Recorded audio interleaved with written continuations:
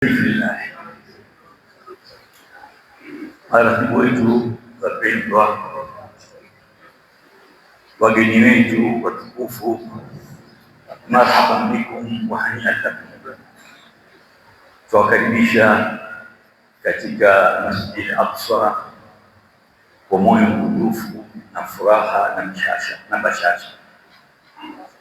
Lakini kabla sijazungumza chochote, ningeliomba msamaha na radhi na husnu dhanni. Mimi nimeketi kwenye kiti na si adabu wala si heshima, lakini kwa udhuru nao haipana budi kwa katika kiti. Maguu yangu kidogo yana matatizo, na ifahamike matatizo kwenye magoti platini sio kutoka kwenye magoti mratu, kutoka magoti kwenye kufstili kabisa, lakini magoti kuna chini kidogo ndio na matatizo. Inshallah Mungu atatupaona wake. Alhamdulillah, thumma alhamdulillah alladhi hadana lihadha wama kunna linahtadiya lawla an hadana Allah. Wa yaqulu alhaq wa qawluhu haq wa min ayatihi an khalaqa lakum min anfusikum azwajan litaskunu ilayha وجعل بينكم مودة ورحمة إن في ذلك لآيات لقوم يتفكرون. وقال تعالى للذين أحسنوا الحسنى وزيادة. Hii ndiyo itakuwa baraka istihlali ya mazungumzo yangu katika kuitamani kwa maombi niliyoombwa na akhi Muflis na kipenzi changu kwa ajili ya Mwenyezi Mungu, Sheikh Abdullah bin Ahmad Abubakar ameniomba nizungumze kadiri ninayoyajua kwa kutaja katika masala au fadhila za nikah, kisha tumbe bwana harusi inshallah taala nasaha, tumpe wasia afaulu katika jambo kubwa kama hili. Jambo la nikaha ni ajabu kubwa katika sunna zote za Mtume.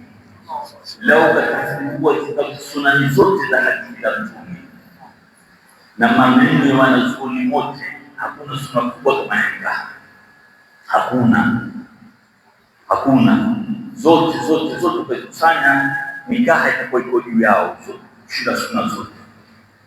Ndio Mwenyezi Mungu amepea fadhila nyingi sana katika nikaha ambazo hakuna namna kuhesabu katika maisha. Ujaje wa elimu yangu, ujaje wa istikhari yangu, naweza kujifunza nikaha sasa mpaka sasa sitafika, lakini tutazungumza mawili matatu, tumwambie bwana harusi kufanya nini katika jambo hili na tumuonyeshe fadhila zake. Fadhila ya kwanza, ukipatisheni katika hukumu ya sharia, hakuna sunna ambayo itafunga faradhi. Hakuna sunna yoyote ikifunga faradhi. Ukifanya sunna basi faradhi msamehe. Hakuna faradhi ukitekeleza na sunna ukitekeleza, lakini ila nikaha yafunga faradhi. Nikaha yafunga faradhi, yafuta. Ikiwa wewe umepaswa kwenda haji, ni faradhi katika nguzo tano za Uislamu, na ikakuingia hamu na raghaba ukataka kuoa ihtisaban, ikhlas wa ihtisaba, takuoa kwa ajili ya Mwenyezi Mungu, na pesa unazo kwenda haji, mambo cancel, usiende haji, oa na malipo ya haji utalipwa vile na wajibu lao kutoka tena kuhiji utasamehewa. Ndio fadhila ya kwanza ya masala ya nikaha, kitu kikubwa sana. Kisha katika baraka istihlali yangu nalozungumza ni kwamba Mwenyezi Mungu asema katika Al-Qur'an Al-Karim, wa min ayati an khalaqa lakum min anfusikum azwajan litaskunu ilayha. Katika aya za Mwenyezi Mungu wahadania wake na tajiri yake na hikma yake ametumbia sisi wanawake kutoka katika nafsi yetu. Katika kuumbia wanawake hawa Mwenyezi Mungu akaweka mambo matatu, akaweka ndani yake sakina. Mwenye kuoa atapata sakina, atapata utulivu, na utulivu haupatikani ila baadhi Mwenyezi Mungu ametaja ndani ya Qur'an, ni dhikrillah tatma'innul qulub.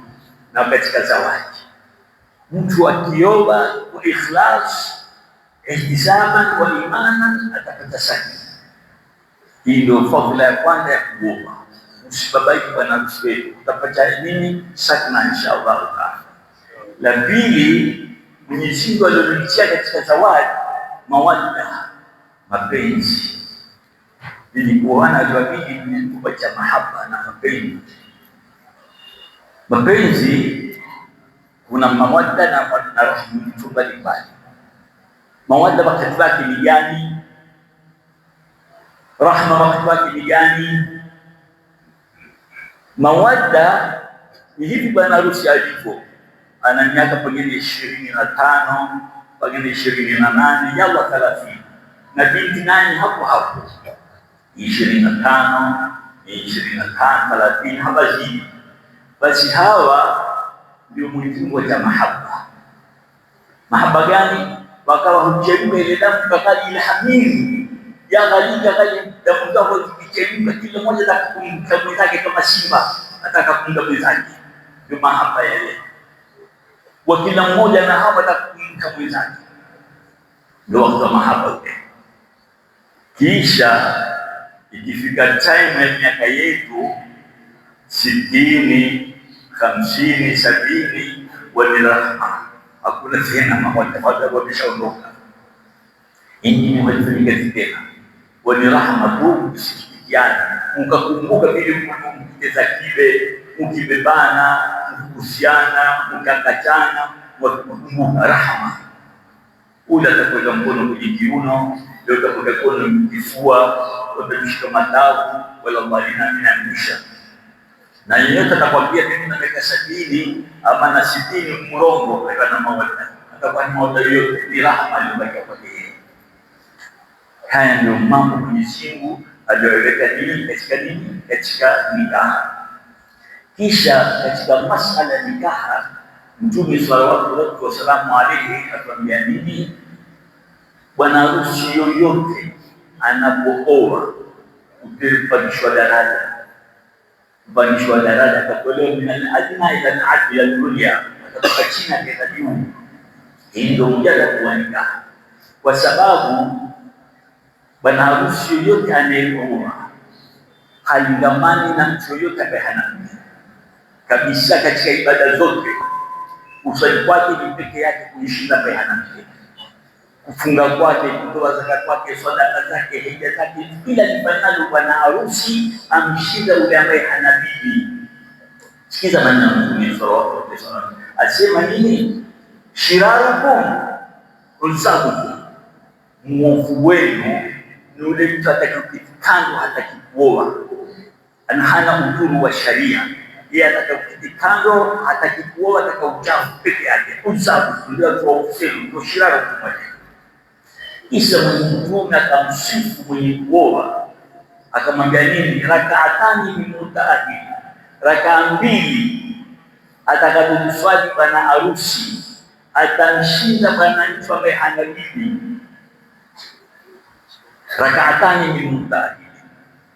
Angalia Mtume alikuwa na balagha, alikuwa madhir, alikuwa jua nahau na kila kitu.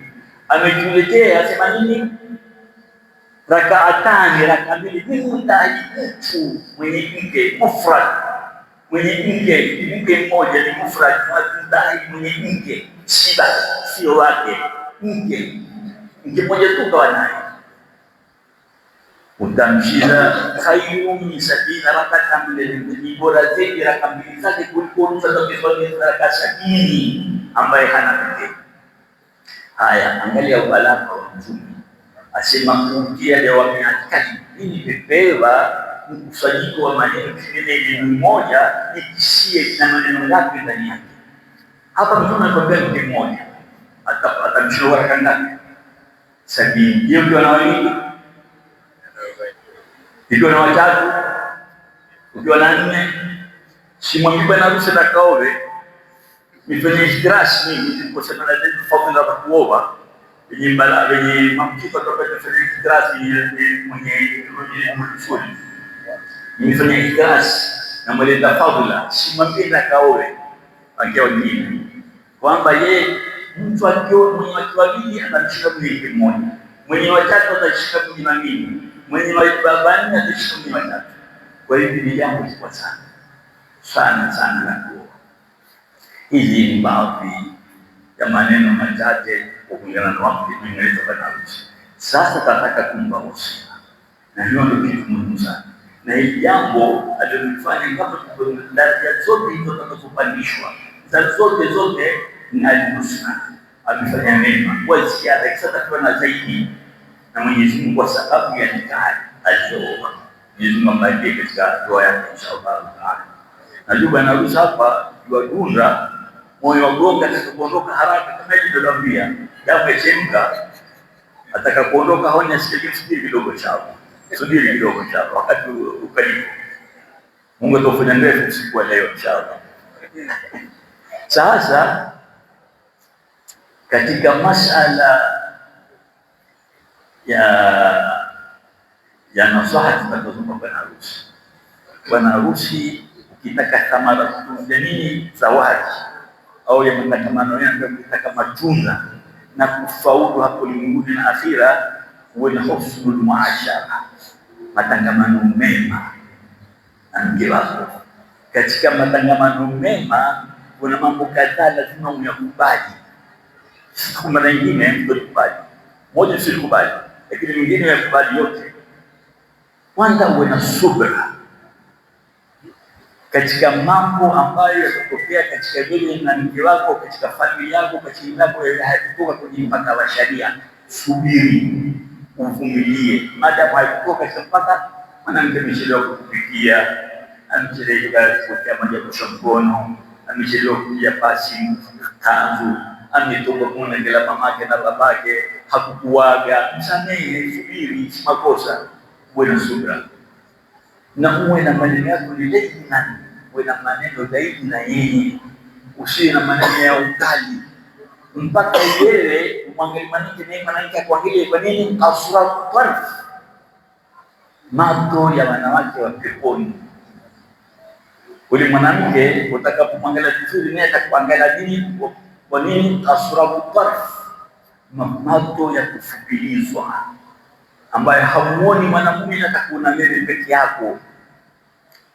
Mashekhe wetu walizambia asratu tarfi, wanawake wenye macho ya kusinzia, akikuangalia kama uko kwenye usingizi, hayafunui yote yale macho ni habari yale katika chaji kubwa za mwanamke kumja mwanamume chaja kasratu tarfi, akamwambia kwa macho kusinzia, basi mwanamke kupenda sana, yua kupenda sana na ana hamu na wewe sana, basi jiandae sawa na mimi. Kasratu tarf ndio macho ya wanawake watakwenda shamba mpaka kasratu tarf inshallah. Sasa nikimalizia wasia wangu, kubali uwe mnyenyekevu kwa mke wako, kubali uwe mnyonge kwa mke wako, kubali akufanyie ujinga kama nilivyokuambia, uwe halimu, uwe mwingi wa msamaha, uwe mwingi wa maneno mazuri. Na lau ikitokea binadamu lazima hutokea, kwa hiyo ikitokea kukosani, kama Waswahili wanavyosema, kasi haikosekani kuungana na nini na mtungi, kwa lugha ya kwetu Lamu. Lakini hapa kwa kata haikosi kugombana na nini na mtungi. Siku mtakapoungana kwa masala madogo machache, wengine mwanamke zipande zaidi, siingie zile harara za kike na wivu walionao, walinalia kupiga kibao, kupiga kibao kwenye nao, idfa billati hiya ahsan, yastaqbil. Akikupiga kibao Mwenyezi Mungu akwambia la, usipige ngumi, bali usipige kibao na nini, mpige kishi. Idfa billati hiya ahsan, mshike matafu yako mkufu, kuna kupiga kishi, kuna huku mwanamke atakupenda zaidi. Kumbe unajipenda ni dhulumu kumpia. Idfa billati hiya ahsan. Sababu na mkishindana na jambo lolote ubali ushindi. Ikitokea mashindana itataka hiyo kufuta huko na kufuta huko, yeye pia huko, lakini mara pamoja usikubali. Walhurru yakfiri ishara. Arabu atuambia muungwana kutosha kushinda na kumuliwa wazi. Mahala pamoja usikubali mshinde wewe. Mahala pamoja tu usikubali kushinda. Mshinde yeye, mshinda yeye basi sote atakupenda, lakini ukishindwa wewe ni hatari. Walhurru yakfiri ishara. Mwenyezi Mungu atawapa kalima njema, awape masikizano mema, awachilie baraka katika mambo yenu, awachilie baraka katika zawadi yenu, awape vijana katika dhuria tayyiba yenye kuwafaa duniani na kesho akhera.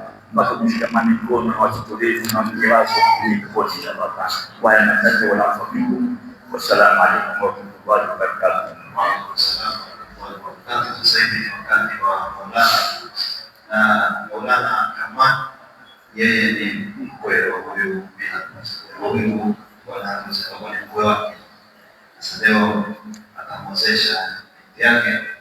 Bwana harusi ni mkwe ni toba Mungu mjaziwa kheri kwa kulea mtoto wako kwa uzuri, kwa kumsajilisha kupatia mume wa kheri, na Maulana atakamilisha kwa kumwezesha binti